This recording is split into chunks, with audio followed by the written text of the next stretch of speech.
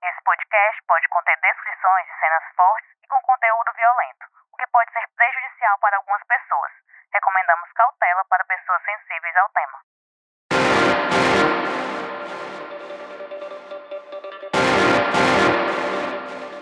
Oi, sou Emerson Rodrigues e este é o episódio 50 do Pauta Segura, os bastidores da reportagem. Estou no estúdio hoje com a repórter Emanuela Campelo, a Manu, e nós vamos falar sobre a reportagem que a Manu fez sobre o júri da chacina do Curió. Mas na verdade não é sobre o resultado, não é porque isso a gente já fez alguns episódios sobre os 3 júris que aconteceram.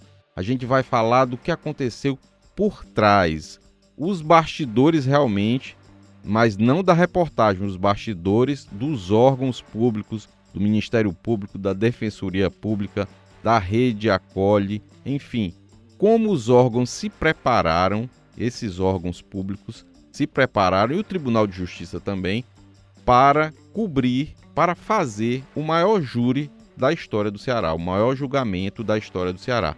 Então, as reportagens, foram uma série de reportagens, foram 3 matérias publicadas no domingo, saiu a primeira, no domingo, dia 1º, na segunda, dia 2, saiu a segunda, e na terça, dia 3, vai sair a terceira matéria. Então, foram 3 matérias sobre esse assunto, feitas pela Emanuela Campelo. Ela entrevistou promotores, defensores públicos, mães do Curió. Foi um trabalho muito bem feito.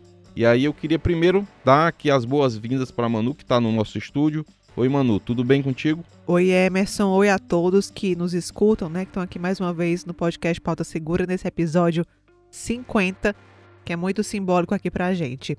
Então, veio realmente a ideia de fazer essa pauta, e aí eu conversei com você, a gente disse, não, vamos sim, vamos em frente, porque a gente acreditou ser interessante levar as pessoas, né, aos nossos leitores, aos nossos ouvintes aqui do Pauta Segura, como esses órgãos se prepararam para esse grande júri, o maior júri dos 150 anos do Tribunal de Justiça do Ceará. Perfeito. Manu, então me diz aí como foi o começo, né? Como foi elaborar, como foi que você dividiu essas matérias e como foi que você definiu qual assunto ia em cada matéria, como foi esse trabalho, conta para o nosso ouvinte, o trabalho de dividir esse assunto, porque é um assunto gigantesco, né? Um processo imenso, com mais de 30 mil páginas. Então, como é que foi esse teu trabalho de dividir esse assunto e escolher as pessoas que seriam entrevistadas? Conta aí pra gente. Então, Emerson, quando a gente falou, né, que queria fazer uma matéria a respeito de o que está por trás desse grande júri, na verdade a gente já sabia que queria fazer essa matéria, mas não ali o que exatamente quantas pautas ia render.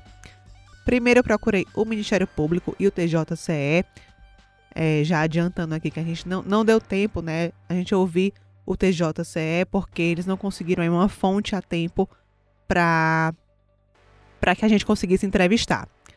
Então, primeiro eu fui ao Ministério Público e aí pensei em quais promotores ali, a gente sabe que são vários, né?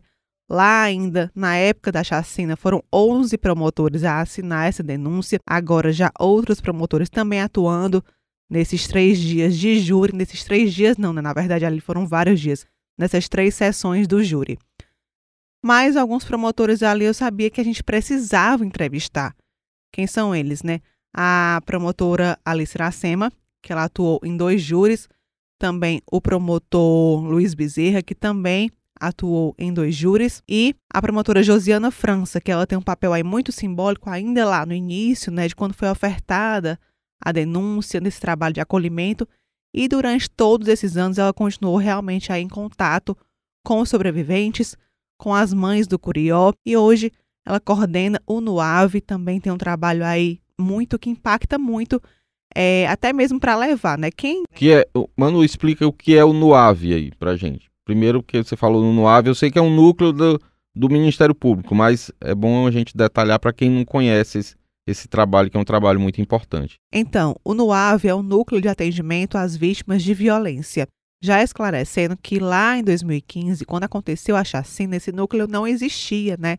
Ele foi formado depois E a própria promotora, a doutora Josiana França, ela fala muito da necessidade de como a chacina do Curió, ela impactou muito o Ministério Público, até mesmo para a criação desse núcleo. A defensora pública Gina Moura também fala que veio a partir dessa chacina. A Defensoria criou a Rede Acolhe, que também é uma rede de acolhimento da Defensoria Pública para preservar, para acolher essas vítimas e sobreviventes da violência aqui no Ceará, principalmente aí um tipo de violência de gênero ou violência, episódios violentos que acontecem dentro da periferia, com jovens. Esse é o principal perfil de público que esses dois núcleos, né, o núcleo e a rede, atendem atualmente. Uma pergunta que eu fiz lá para os promotores do Ministério Público, né, como é que eles foram escolhidos? Como é que seria escolhido cada promotor que iria atuar naquele júri, né?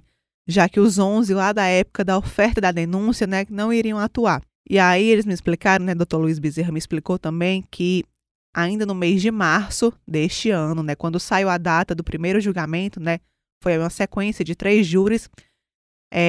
Eles definiram um grupo de trabalho com 5 promotores que iriam se dividir entre aquelas 3 sessões. Ele atuou em 2, doutora Alice também atuou em 2, e doutora Alice também é uma pessoa que é muito experiente em júris de casos emblemáticos aqui do Ceará. Doutor Luiz, ele fala, né, que já conhecia esse processo há mais tempo, mas que realmente ali só ficou trabalhando focado nesse processo em 2023, mas ele também é uma pessoa, estava até conversando com ele, né, diz, eu lembro de você. Lembro de você lá da Operação Masmorras Abertas, que envolveu dessa vez, né, policiais penais ali daquela época, alguns 4 anos, se não me engano, que eram mesmo ali naquela época da cúpula da antiga da Sejus na época. A gente chamava de Secretaria da Justiça, que hoje se tornou a SAP. Então a gente percebe muito o cuidado dessas pessoas, desses promotores que foram escolhidos para atuar naquele momento, assim como os defensores públicos, né? Me chamou muita atenção, estava até conversando com a doutora Gina, que foi a primeira vez que eu assisti presencialmente um júri com a Defensoria Pública na assistência de acusação. Ela disse, não, já aconteceu outros realmente, e ela me explicou um pouco que o papel da Defensoria Pública nesses casos é o de dar voz para aquelas vítimas, né? Eles fizeram uma atuação em conjunto muito interessante para quem assistiu aos júris. A gente esteve lá todos os dias em cada uma das sessões e a gente percebe muito como fluiu, né, tudo isso. Profissionais vocacionados, desculpa te interromper, Manu.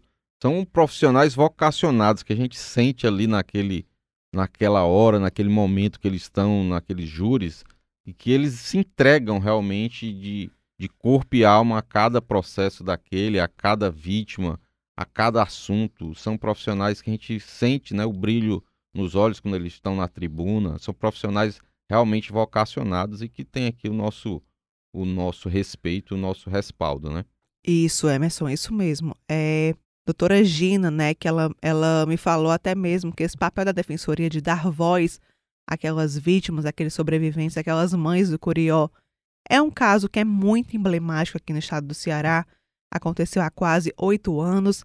Doutora Alice, né, ela vem com uma outra fala também que eu preciso trazer aqui nesse momento, que ela falou lá em uma das sessões, que isso foi para uma manchete da gente, isso ficou muito aqui claro, né, que de repente ali a gente sabe hoje que nem todos os policiais, né, já foram 20 policiais levados a júri, nem todos foram condenados. Desses 20, aliás, só 6, né, entre aspas, só foram condenados, foram sentenciados, o restante absolvido.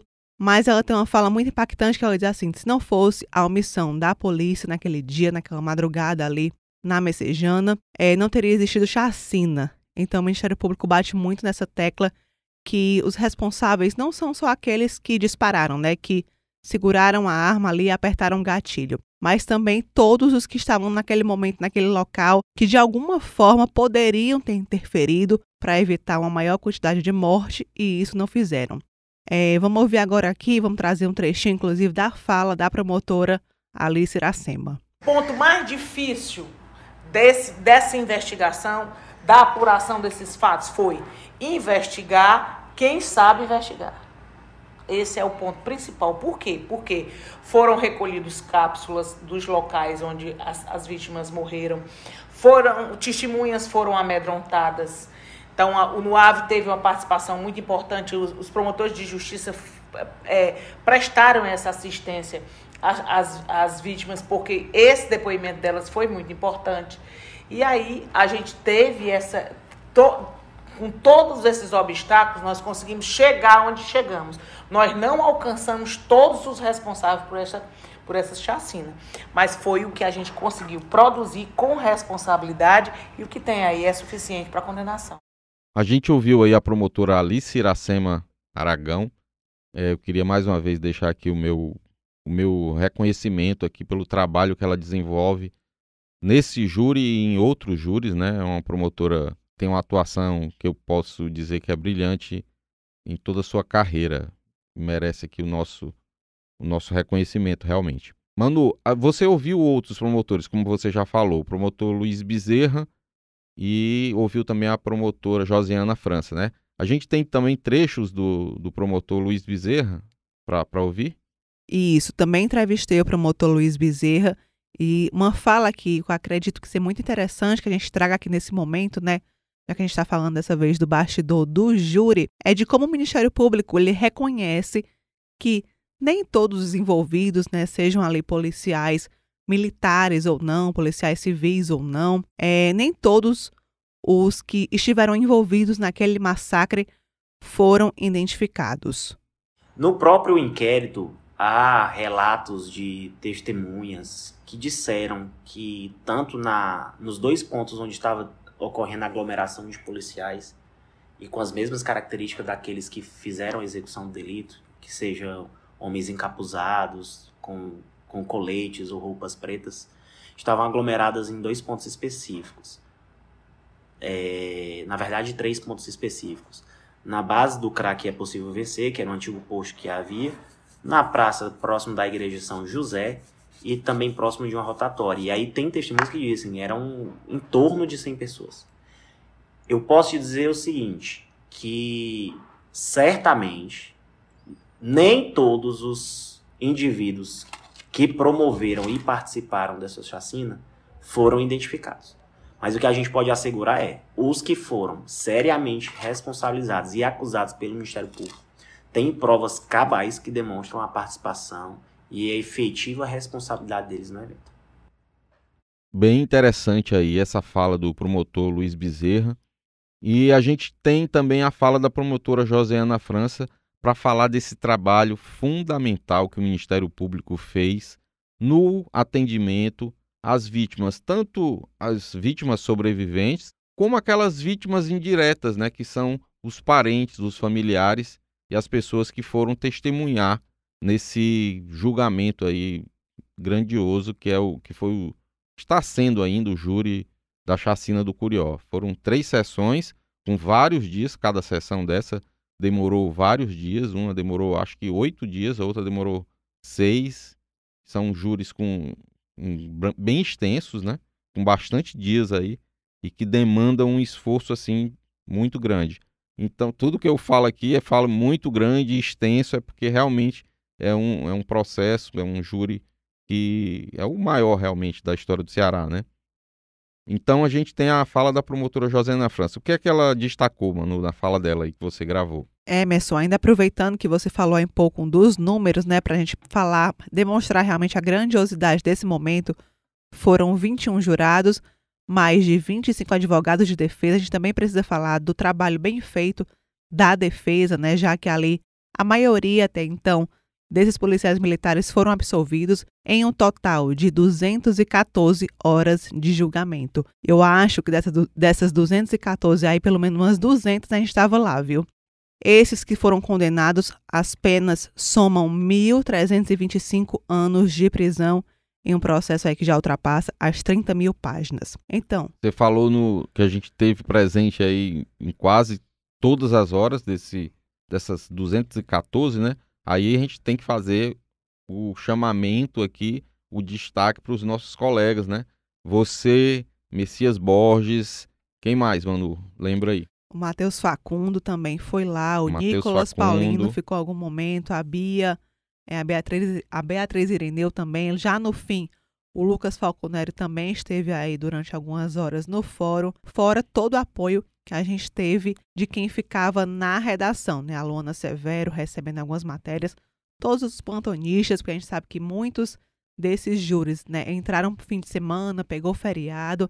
Então, realmente, para esse trabalho acontecer, foram muitos repórteres envolvidos. Eu também queria fazer o destaque aqui para os editores dessas pessoas que cederam, né, esses repórteres.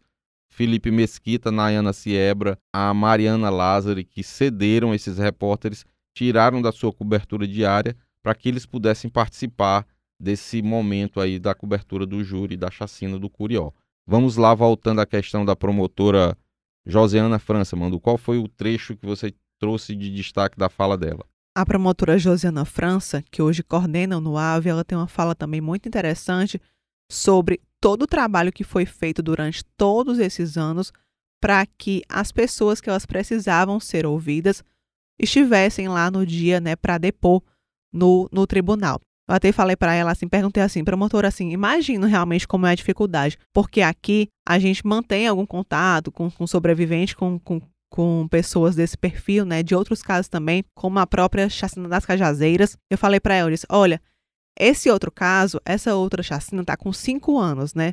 Passou o primeiro ano, a gente sempre fez matéria, segundo ano, terceiro ano, e a gente vai percebendo a dificuldade que essas pessoas, elas trocam de número, elas trocam de endereço, elas vão embora aí para outra cidade, para outro estado. Elas não querem mais falar, elas querem realmente esquecer desse assunto.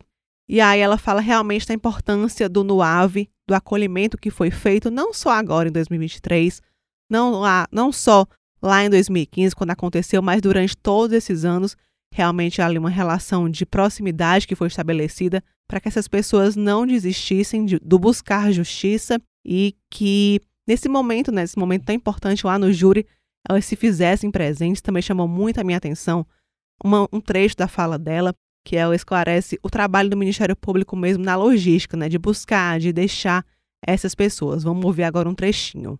E toda essa dinâmica para que essas pessoas arroladas pelo Ministério Público chegassem ao fórum, essa dinâmica foi providenciada pelo Ministério Público. Foi o Ministério Público que providenciou esse deslocamento dessas testemunhas que iam depor em juízo. Foi bem próximo, foi algo acompanhado de perto pelo Ministério Público, esse deslocamento dessas vítimas para que elas pudessem prestar esse depoimento, essa conversa. Houve até uma situação bem pitoresca, porque uma dessas testemunhas, como a gente tinha essa aproximação, disse que tinha conversado com o promotor e, por conta disso, um dos advogados disse que o Ministério Público estaria orientando as testemunhas, colocaram isso em grupo de polícia, vocês viram, né? Então, assim, houve uma aproximação do Ministério Público em relação a essas vítimas com esse sentido de acolher e de cuidar dessas vítimas que estavam extremamente fragilizadas. Antes de sair o resultado, a gente já tinha, quando já tinha terminado a votação, a gente já tinha informação. Então, a gente trabalhou com elas, dizendo o seguinte: pode ser sim e pode ser não.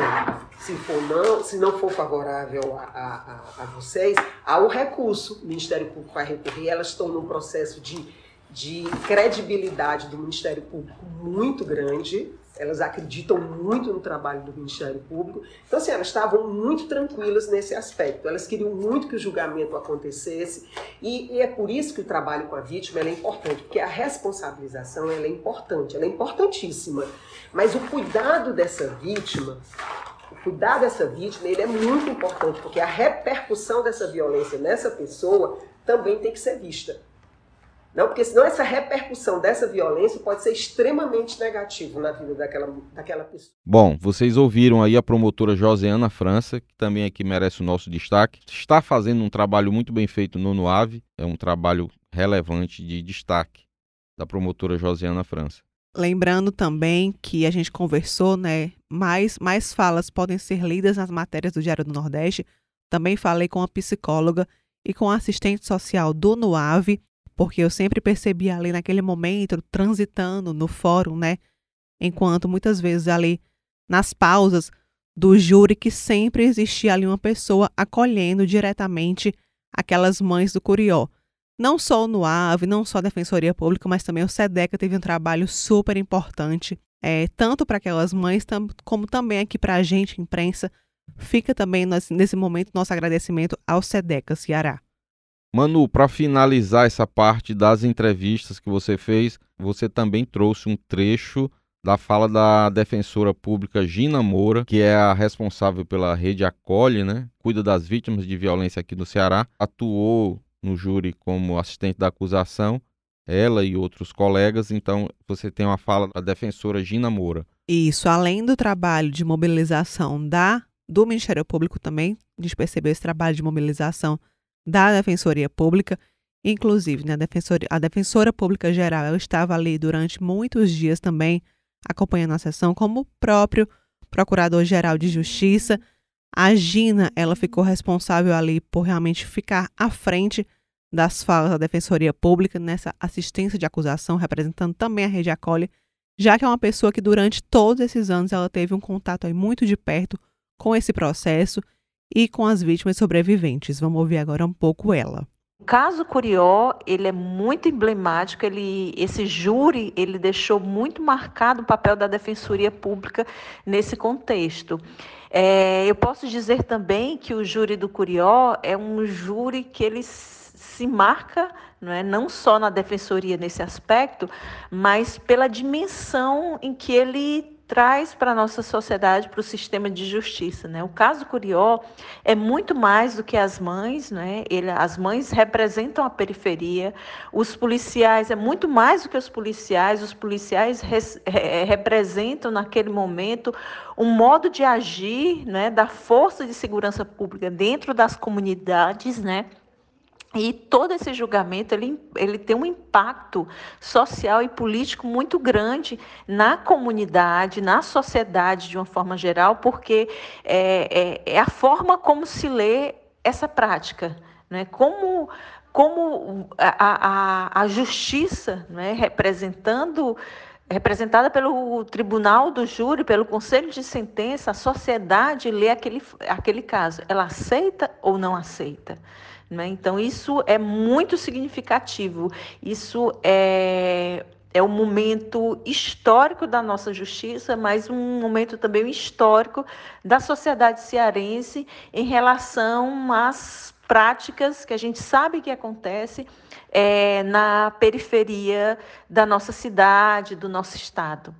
Tá aí a fala da defensora pública Gina Moura, que faz um trabalho sensacional, muito humano, Uma coisa que a dimensão desse trabalho, a importância que ele tem para essas vítimas sobreviventes, para as famílias das pessoas vítimas de homicídios e de outros crimes bárbaros que são perpetrados contra essas pessoas.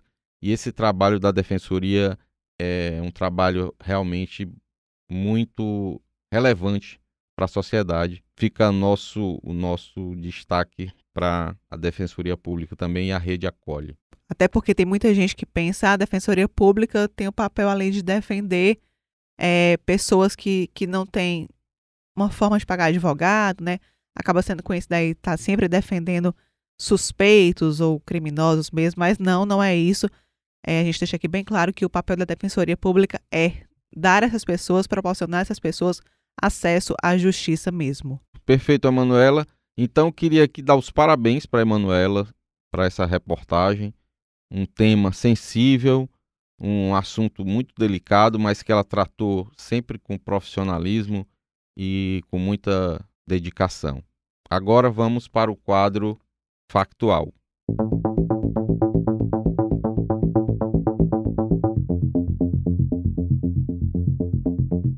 Chegando agora ao nosso quadro factual, uma das notícias que foi publicada na última semana, nos últimos dias, foi sobre as delegacias do Ceará estarem sem águas para consumo. A gente chegou a essa informação por meio de uma denúncia mesmo, de uma pessoa que a gente não vai identificar aqui nesse momento. Entramos em contato com a Polícia Civil do Ceará, que repassou a demanda para a Secretaria de Planejamento e Gestão, a CEPLAG, que no último sábado confirmou a informação. Existe ainda também a informação de acordo com a CEPLAG, que essa suspensão aconteceu devido a uma detecção de irregularidades na empresa fornecedora da água, de ata de registro e de preços no estado do Ceará. A gente chegou a questionar também se existia alguma previsão para esse retorno, mas não tivemos resposta.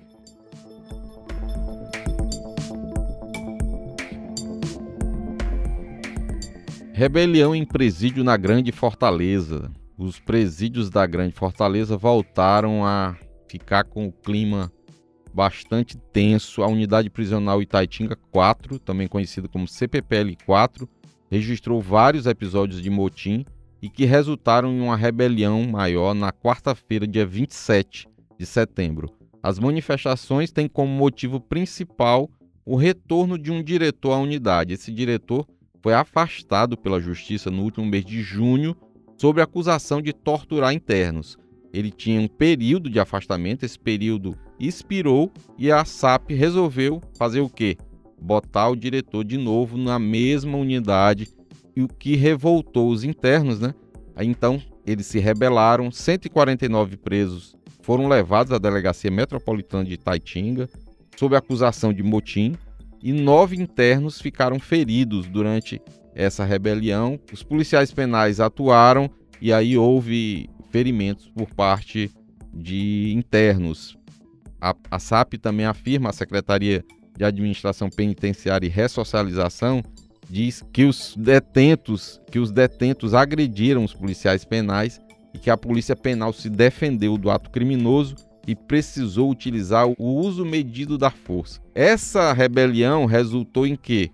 Na visita dos juízes corregedores das 4 varas de execução penal e corregedoria dos presídios da comarca de Fortaleza à unidade CPPL 4. Eles estiveram no local na quarta-feira, no dia que foi de maior tensão, e a juíza corregedora Luciana Teixeira destacou que os fatos não estão dentro das conformidades e que vai ser feita uma investigação para apurar o que aconteceu e vai ser pedido também as imagens das câmeras corporais usadas pelos policiais penais. Estamos chegando ao fim do Pauta Segura. Manu, queria te dar os parabéns mais uma vez e agradecer aqui a tua presença no Pauta Segura episódio 50. É isso, vamos comemorar, chegamos ao episódio 50 e é o fim da primeira temporada, hein? O fim da primeira temporada, porque a gente vai dar uma pausa, mas antes depois eu vou explicar essa história da pausa, do fim da primeira temporada, mas a Manu eu queria primeiro agradecer e parabenizar pelas reportagens, matérias muito bem feitas, parabéns, Manu. Obrigada, Emerson, e obrigada a todo mundo que levou, que esteve junto, né, para que a gente chegasse até aqui, até esse episódio 50. Vou aproveitar para fazer um agradecimento especial aos nossos ouvintes fiéis, o Daniel, não é isso? O Daniel, a Vládia, que são sempre os primeiros que perguntam cadê os episódios, né? Às vezes quando a gente atrasa um pouquinho, foram poucas vezes que aconteceu isso, mas muito obrigada a todos que nos acompanharam até aqui. A gente volta, viu? Não se preocupem que a gente volta. Esclarecendo aí o fim da primeira temporada, no episódio 50, eu vou tirar alguns dias de férias, então os nossos ouvintes, para não ficarem desassistidos, aqueles que ainda não ouviram, vão ouvir os 5 episódios do outro podcast que a gente fez, que está em outro feed, que é o Sigilo Quebrado, o caso Natália, a história do primeiro sequestro da história do Ceará. Os 5 episódios vão ser publicados a cada segunda-feira no lugar do Pauta Segura. Quem já ouviu, vai lá e escuta de novo, porque deu muito trabalho esses 5 episódios. A gente está preparando, eu ainda, antes de sair de férias, vou preparar um episódio extra, que vai ser em vídeo, mas também vai ter a parte em áudio. Enquanto isso, vocês ficam aí com os 5 episódios. E quando o 6º for publicado lá no Sigilo Quebrado, vocês também vão ficar sabendo no Pauta Segura, tá bom? Muito obrigado pela audiência, muito obrigado por estarem junto com a gente nesses 50 episódios. Esse podcast a gente faz no meio aqui da semana corrida de muito trabalho. A gente para aqui no estúdio, faz essa gravação, eu edito, quem edita sou eu. Então a gente faz com bastante dedicação, faz com carinho para vocês, para contar, né, como é o nosso trabalho aqui, os bastidores desse trabalho jornalístico que a gente faz no Diário do Nordeste. A Emanuela e o Messias são os meus companheiros aqui.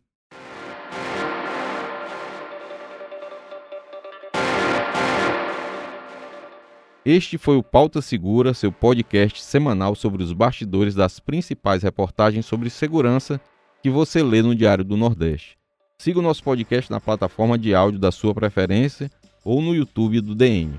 Compartilhe com parentes, amigos, também peço que você deixe seu comentário e avalie o nosso programa. Se você tiver qualquer sugestão, crítica, dúvida ou foi citado e quer direito de resposta, envie um e-mail para podcastpautasegura@svm.com.br. Esse podcast foi produzido e roteirizado pela Emanuela Campelo e por mim. Eu também fiz a edição de áudio, a voz da abertura da repórter Tatiane Nascimento. A supervisão do conteúdo é do Alan Barros, da Aline Conde e da Giovana Rodrigues. A coordenação de núcleo é da Karine Zaranza e a gerente de jornalismo é a Ívila Bessa. Espero vocês para mais um Pauta Segura daqui a 5 semanas. A gente se vê. Até lá.